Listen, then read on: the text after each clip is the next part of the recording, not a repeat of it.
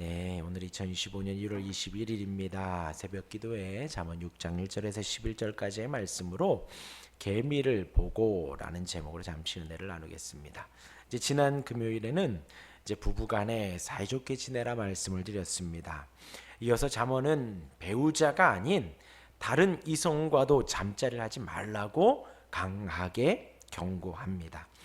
음녀라고 하지요. 그것은 미련한 것이고 악한 것입니다. 그것의 끝은 죽음입니다. 그것의 끝은 지옥의 길입니다. 주님의 말씀을 잘 듣고 그 지혜를 사모하며 살아가고 하나님 허락하신 그 배우자로 만족하라는 것, 즐거워하라, 그렇게 말씀을 하셨습니다. 부부의 모습은요, 조금 더 정욕하면 가정의 모습을 천국으로 비유합니다. 우리의 가정이 천국이 되기를 원합니다. 우리가 그것을 추구하며 살아갈 때에 하나님은 우리의 길을 다 보고 계십니다. 여기 있는 우리 모든 성도들, 사람의 길 속에서 각 가정이 은혜로 충만하기를 바랍니다. 배우자가, 또한 자녀들이, 또한 부모들이 모두 한 하나님 안에서 아버지로 고백하며 온전히 예배하는 가정, 함께 기도하는 가정, 함께 찬양하고 은혜를 나누는 가정이 되기를 간절히 바랍니다. 오늘은 이어서 두 가지 단락입니다. 1절부터 11절까지 두 가지 단락으로 나뉘는데요, 5절까지의 말씀이 담보와 보증에 대한 말씀을 하고 있고요, 또 6절부터 11절까지 게으름에 대해서 언급하고 계십니다. 먼저 첫 번째 단락을 보면요,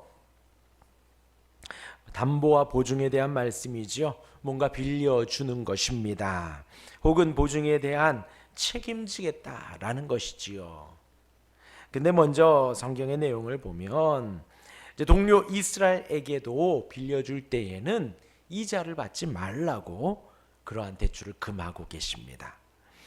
또 가난한 자들에 관하여서는 빌려주지 말고요, 그냥 거저 주라는 거예요. 잠언서의 가르침은 가난한 자는 우리가 구제해야 하고 선물을 주어야 합니다. 빌려주지 말라는 거예요. 그런데 지금 이 단락에서는 담보, 보증, 내 이름을 빌려주는 거죠. 그리고 대출의 문제가 지금 있는 것입니다. 그런데 그렇게 절대로 하지 말라는 것입니다. 1절에 보면 내 아들아, 내가 만일 이웃을 위하여 담보하며 타인을 위하여 보증하였으면 주지 말라는 거예요. 그런데 혹 그렇게 하였으면 어떻게 하냐? 내 입의 말로 내가 얽혔으며 내 입의 말로 인하여 잡히게 되었느니라. 내 아들아, 내가 내 이웃의 손에 빠졌으니 이같이 하라. 너는 곧 가서 겸손히 내 이웃에게 간구하여 스스로 구원하라라는 것이에요. 절대 빌려주지 말고요, 빌려주었을 때에는 스스로 구원하라, 빨리 빠져나오도록 열심히 하라는 것입니다. 빚을 갚으라는 것이죠. 누군가에게 내가 빌려주고 싶다면 그만한 힘이 있으면 됩니다. 거저 줄 수 있는 힘이요. 빌려주고 보증을 서두는 일은 하지 말라는 거예요. 거저 주라는 것입니다. 만약에 그렇게 빌려주게 되고 보증을 서면요, 100이면 100, 다 친구도 잃고요, 믿음도 잃습니다. 우리도 시험 든다는 것입니다. 절대로 누군가와 금전거래를 하면 안 되고요, 금전거래를 해야 할 상황이 된다면 내가 선물로 주고 거저 줄 만큼만 주어야 합니다. 사랑하는 마음으로 그렇게 줄 만큼만 주어야 한다는 거예요. 절대로 금전 교류하지 말고, 특히 교회 안에서는 절대로 하면 안 됩니다. 교회 안에서는 뭔가 빌려주고 이렇게 하면 안 됩니다. 서로 간에. 그렇게 되면요, 이 사람은 이제 더 이상 주 안에서 형제가 아니라 내 돈을 꿔간 사람이 되는 거예요. 빌린 것도 마찬가지고요. 내가 돈을 갚아야 할 사람이 되지, 주 안에서 함께 형제 자매로 주 안에서 교제해야 하고 말씀을 나누고 은혜를 나누어야 하는데, 돈을 빌려주는 이상 이 사람은 내 돈을 빌려간 사람, 혹은 내가 저 사람은 나의 돈을 빌려준 사람, 이렇게 돼버리는 거예요. 더 이상 주 안에서 한 형제 자매가 되지 않습니다. 절대 그렇게 하면 안 되고요. 혹 그 사람의 도움이 필요하다면 내가 감사와 기쁨으로 주는 거예요. 주고 나서 기억해요? 아니요. 있는 거예요. 오른손이 하는 일을 왼손이 모르게 그냥 주고 잊어버리면 됩니다. 그래야 됩니다. 그렇게 해서 이제 만약에 보증을 섰다면 벗어나기 위해서 열심히 일하라는 말씀이 3절, 4절, 5절에 나와 있습니다. 잠자는 시간도 줄이고 부지런히 갚으라는 것이지요. 노루가 사냥꾼의 손에서 그물에서 벗어날 때처럼 그렇게 열심히 하라는 것입니다.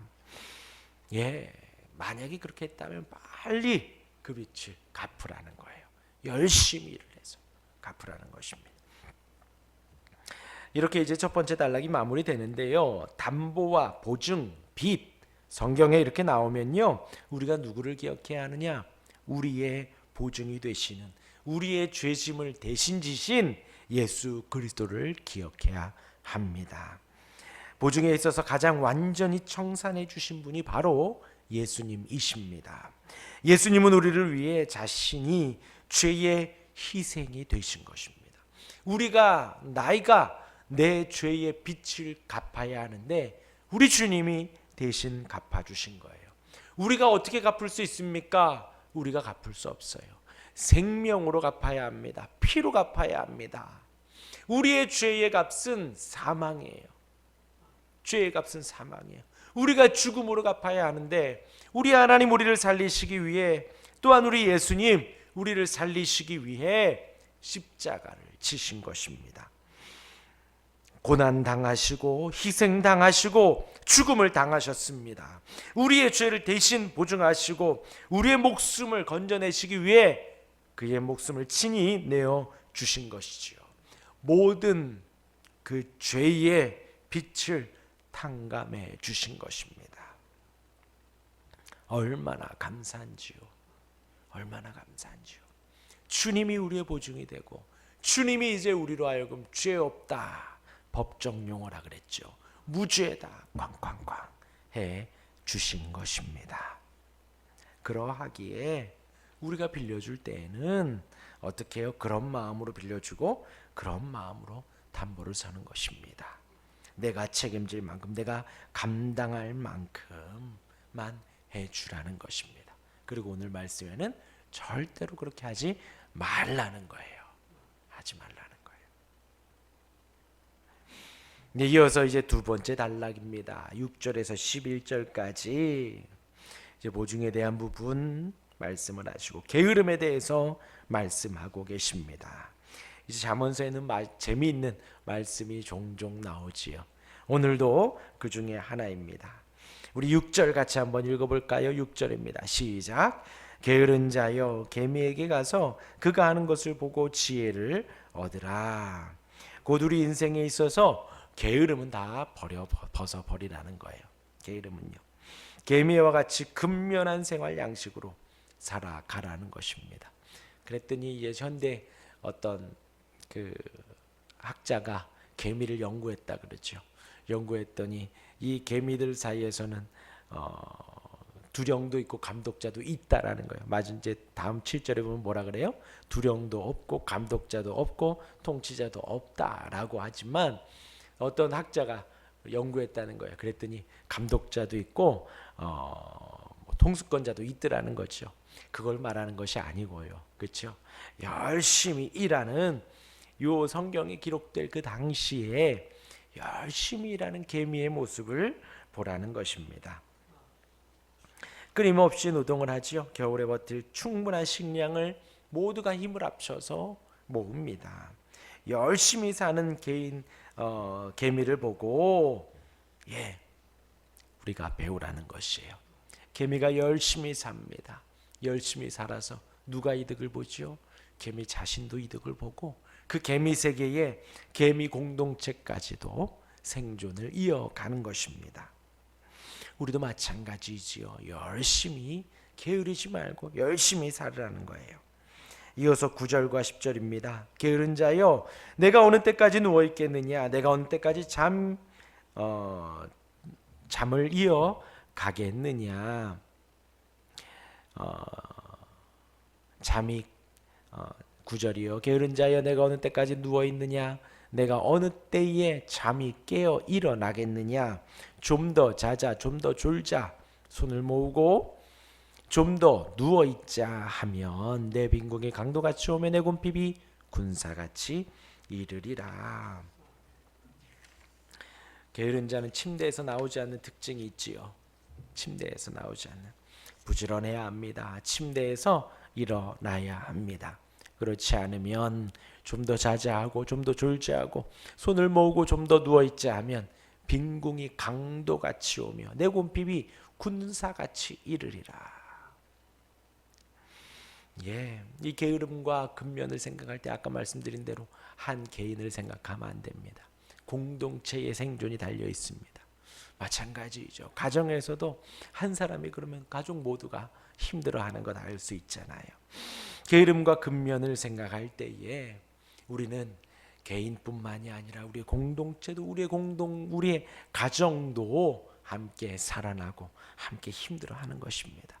또한 여기에서는 현세만 생각하는 것이 아니죠. 저와 여러분들이 왜 이렇게 신앙생활을 열심히 하나요? 이렇게 해서 천국 가는 것이 아니지요. 열심히 하는 이유는 주님의 그 은혜가 너무 커서 우리가 열심히 하는 것이지요. 너무 커서 우리가 이 땅에서 부지런히 이 현세도 살아가지만 부지런히 신앙생활하며 우리의 내세도 준비하는 것입니다. 게으름은 이 생에서의 삶도 힘겹게 하지만 내세의 삶도 버겁게 합니다. 신명기 6장 6절과 7절의 말씀을 보면요. 오늘 내가 내게 명하는 이 말씀을 너는 마음에 새기고 잘 들으세요. 내 자녀에게 부지런히 가르치며 집에 있을 때든지 길을 갈 때든지 누워 있을 때든지 일어날 때든지 이 말씀을 강론할 것이며 부지런히 가르치라는 거예요. 가르치려면요 부지런히 배워야 합니다. 우리가 주의 말씀을 하나님을 평생 부지런히 배우며 부지런히 가르치는 거예요. 로마서 12장 10절과 11절입니다. 형제를 사랑하여 서로 우애하고 존경하기를 서로 먼저 하여 부지런하여 게으르지 말고 열심을 품고 주를 섬기라. 바울이 말을 하는 겁니다. 부지런히 예수를 섬기라는 거예요. 부지런히 열심을 품고 주를 섬기라는 것입니다. 왜일까요? 왜요? 우리 주님이 죽기까지 우리를 사랑하셨습니다. 또 죽기 바로 전날 밤새 기도하시며 밤새 땀방울이 핏방울이 되도록 열심히 기도하시며 그 십자가의 사역을 감당하셨습니다. 우리 하나님 우리를 위하여 신실하십니다. 오늘 아침에도 우리에게 호흡을 주셨지요. 우리를 오늘도 살게 하시지요. 하나님을 고백하게 하시지요. 하나님의 은혜 아래 살게 하십니다. 날마다 우리의 잘잘못을 떠나서 우리의 성실함과 게으름을 떠나서 하나님은 신실하게 우리에게 그 하나님의 능력을 베풀어 주시고 하나님의 사랑을 하나님의 은혜를 자비를 베풀어 주시는 거예요. 아침마다 만나를 저녁마다 메추라기를 또한 옷이 헤어지지 않고 신발이 헤어지지 않았습니다. 독수리가 날개로 그 새끼를 업어 인도하는 것처럼 하나님께서 이 광야 같은 세상 속에 우리를 그렇게 날마다 성실하게 인도해 가십니다. 아침마다 새롭게 인도해 가십니다. 우리는 그 하나님 안에 열심을 품고 주를 섬기는 것입니다. 그 하나님의 사랑을 알면 게으를 수가 없어요. 게으를 수가 없습니다. 그렇게 부지런히 주를 섬기는 우리가 되기를 주님의 이름으로 축원합니다. 아멘. 기도하겠습니다.